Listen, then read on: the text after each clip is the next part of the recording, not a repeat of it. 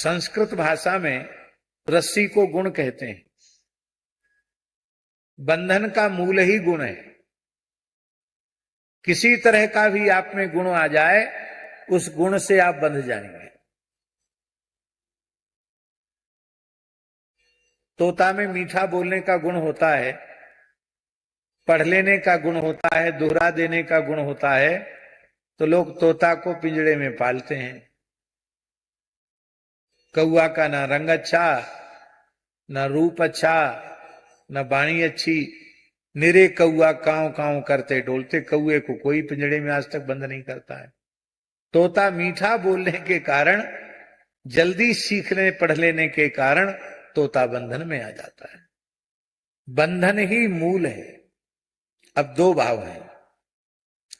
पहली पद्धति तो यह है कि गुणवान होने पर भी संसार से बचने के लिए संसार के सामने अपने को गुणहीन प्रमाणित कर दे।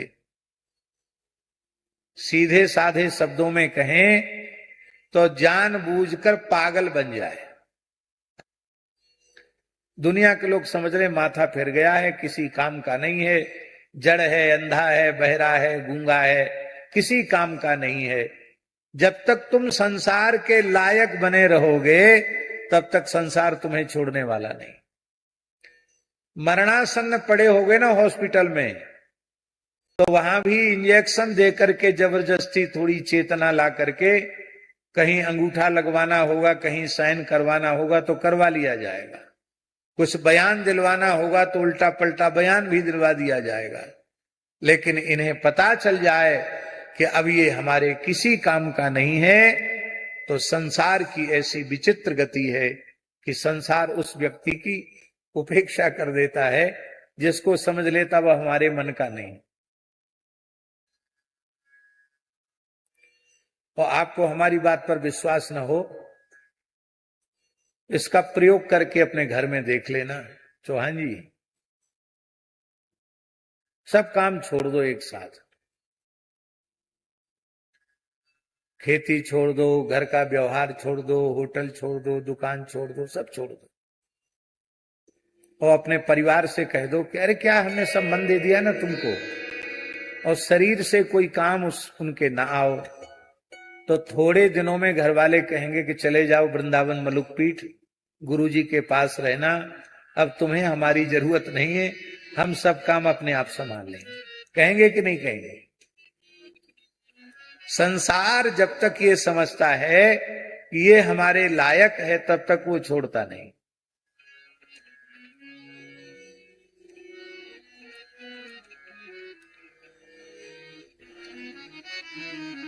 बड़ी ऊंची बात है। संसार की दृष्टि में जो नालायक सिद्ध हो जाता है, वो भगवान के दरबार के लायक बन जाता है।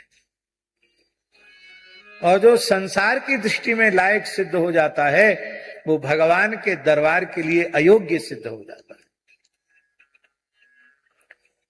तो एक पद्धति तो ये है, इतना उच्च कोटि का वैराग्य हो और ज्ञान हो जाए, तो इस प्रकार से जानबूझकर जड़ मूक बधिर अंध की तरह, उन्मत्त की तरह व्यवहार करके ये प्रमाणित कर दो कि हम तुम्हारे किसी काम के नहीं हैं। अब इतना उच्च कोटि का वैराग्य न हो, ऐसा ज्ञान न हो, ऐसा करने की हिम्मत न हो, तो क्या करें? तो स्वामी जी उसका भी एक उपाय है। उसका उपाय यह है कि गुण से अपना संबंध समाप्त कर दो। गुण जो हैं वो हमारे हैं ही नहीं, क्योंकि असंख्येय कल्याण गुणगण निलय केवल भगवान है। तो भगवान के गुणों की कुछ अंश में छाया पड़ी है, ये गुण हमारे न होकर भगवान के गुण हैं। गुण तुम्हार समुझ ही निज दोषा। गुण भगवान के हैं, दोष हमारे हैं। महेंद्र जी, भगवान के गुण किस लिए हैं? भगवान के लिए। हम गाना बजाना जानते हैं, तो हम दुनियादारी के गीत गजल गा करके और संसार को रिझा कर पैसा नहीं बटोरेंगे, हम अपने ठाकुर जी को गा बजा करके रिझाएंगे। हमको नाचने का गुण है तो हम संसार के सामने नहीं नाचेंगे, हम संसार को नचाने वाले के सामने नाचेंगे। जो हमारा 84 के चक्र में नाचना बंद होगा। हमारे पास कोई भी गुण है, रूप है, गुण है, कला है, विद्या है, वो सब का सब भगवान के लिए है, भगवान की उपासना के लिए है। ऐसा मान लोगे तो गुण से जो बंधन प्राप्त होता है वो बंधन नहीं होगा, क्योंकि वह गुण बांधने वाला नहीं होगा। वह गुण भगवान की उपासना का अंग बन करके बंधन से मुक्ति कराने वाला हो।